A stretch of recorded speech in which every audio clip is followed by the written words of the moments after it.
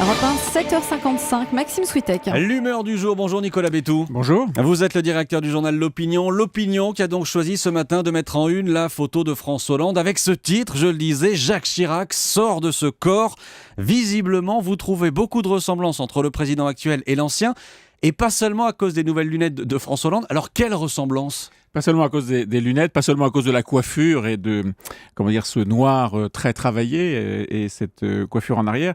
Non, des ressemblances à la fois dans le personnage, dans son comportement politique, dans ses réseaux, ses amitiés, enfin tout ce qui concerne aujourd'hui un certain nombre de points sur lesquels François Hollande s'appuie. Ses réseaux, tout ça s'est révélé au moment de la nomination de Jacques Toubon. On se demande un petit peu quels sont les appuis de François Hollande dans cet univers. Eh bien, on sait que, par exemple, la famille de Jacques Chirac a, pour l'essentiel, sauf Bernadette, a voté François Hollande. On sait, par exemple, que François Hollande fréquente beaucoup un des très proches de Jacques Chirac, qui est François Pinault, et a, dans cet univers-là, beaucoup de contacts. C'est vrai aussi dans la haute fonction publique, où il y a eu de très grandes nominations de grands ambassadeurs qui avait fait une très grande carrière sous Jacques Chirac, y compris un ancien ministre de Jacques Chirac, Catherine Colonna, qui a été nommée à Rome.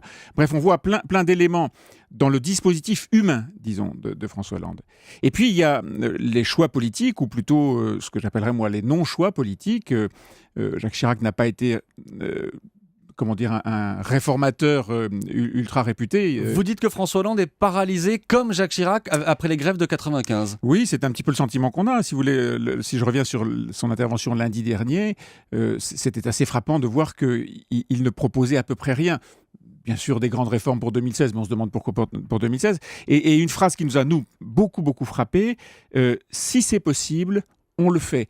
Qu'est-ce que c'est que cette façon de faire de la politique où on met la possibilité de faire comme quelque chose qui ne dépend pas de nous? Si c'est possible, on le fait. Pour moi, c'est la négation de l'action en politique. Mais ce que je ne comprends pas, Nicolas Bétou, c'est que pour vous, le crédit d'impôt compétitivité, le pacte de responsabilité, les baisses d'impôts qui ont été annoncées récemment, tout ça n'est rien, ça ne compte pas ? Mais tout ça est annoncé. Tout ça est annoncé, ne rentre quasiment pas en place.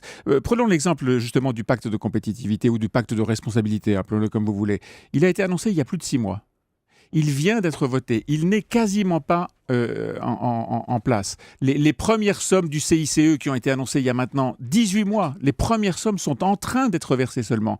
Et donc pendant ces 6 mois-là, qu'est-ce qui s'est passé ? Rien. On a augmenté le nombre des faillites, on a augmenté le nombre des chômeurs. Bientôt, François Hollande arrivera à sa mi-mandat. Bientôt, il y aura 500 000 chômeurs de plus en France. On a un dessin dans ce dossier sur Jacques Chirac sort de ce corps, sort du corps de François Hollande, un dessin de notre dessinateur CAC. C'est Jacques Chirac qui dit à François Hollande, finalement, tu me ressembles, tu prends une de mes meilleures propositions, une de mes meilleures réalisations, ah bon, laquelle ? La NPE. Merci Nicolas Bétou, on peut vous lire donc dans l'Opinion aujourd'hui et sur l'opinion.fr.